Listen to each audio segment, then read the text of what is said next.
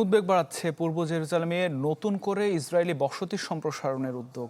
পরিত্যক্ত কালান্দিয়া বিমানবন্দর এলাকায় আবাসন ইউনিট নির্মাণের পরিকল্পনা বাস্তবায়িত হলে আরও দুর্বল হবে পূর্ব জেরুজালেম ও পশ্চিম তীরের ফিলিস্তিনি এলাকাগুলোর ভৌগোলিক সংযোগ। এমন পদক্ষেপ ফিলিস্তিন রাষ্ট্র গঠনের সম্ভাবনাকে ক্রমেই দূরে সরিয়ে দিচ্ছে বলে মত বিশ্লেষকদের। অধিকৃত পূর্ব জেরুজালেমে নতুন করে প্রায় ৯,০০০ আবাসন ইউনিট নির্মাণের পরিকল্পনা হাতে নিয়েছে ইসরায়েল।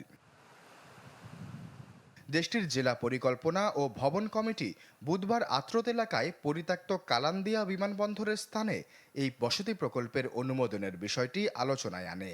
ইসরায়েলি মানবিক সংগঠন পিস নাও বলছে, প্রস্তাবিত এই প্রকল্পের জায়গায় বর্তমানে রয়েছে ঘনবসতিপূর্ণ ফিলিস্তিনি জনপদ। ঢালাইয়ে দৃঢ়তা, নির্মাণে নিশ্চয়তা। প্রিমিয়ার সিমেন্ট, ঢালাইয়ের রাজা।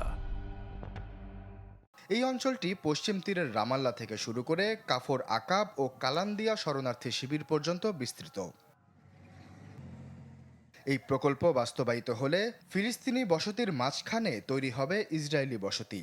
এর ফলে পূর্ব জেরুজালেমের সাথে আশেপাশের ফিলিস্তিনি এলাকার ভৌগোলিক সংযোগ বিচ্ছিন্ন হয়ে পড়বে এবং যাতে কার্যত বন্ধ হয়ে যাবে অঞ্চলটির উন্নয়ন। এই পরিকল্পনা প্রথম সামনে আসে ২০২০ সালের শুরুতে। সে সময় প্রস্তাবটি জেরুজালেম পৌরসভার কাছে পাঠায় ইসরায়েলের আবাসন মন্ত্রণালয়।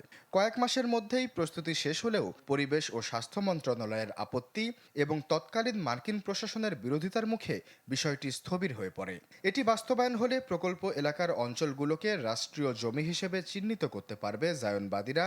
এতে দরকার হবে না ফিলিস্তিনি সম্মতির। যদিও পরিকল্পনাটি কার্যকর করতে হলে এখনও চূড়ান্ত সরকারি অনুমোদনের মধ্য দিয়ে যেতে হবে। এরই মধ্যে দখলকৃত পশ্চিম তীরে আরও কয়েকটি বড় বসতি প্রকল্প দ্রুত এগিয়ে নিচ্ছে ইসরায়েল। সম্প্রতি পশ্চিম তীরে ১৯টি অবৈধ বসতিকে স্বীকৃতি দেওয়ার অনুমোদন দিয়েছে দেশটি। একই সাথে আইডিএফ এর অভিযান, বাড়িঘর ভাঙা এবং গ্রেপ্তারও অব্যাহত রয়েছে। নূর শামস শরণার্থী শিবিরে এ সপ্তাহেই ২৫টি আবাসন ভবন গুড়িয়ে দেওয়ার পরিকল্পনা রয়েছে জায়নবাদীদের। আশ্বাস চৌধুরী, চ্যানেল 24।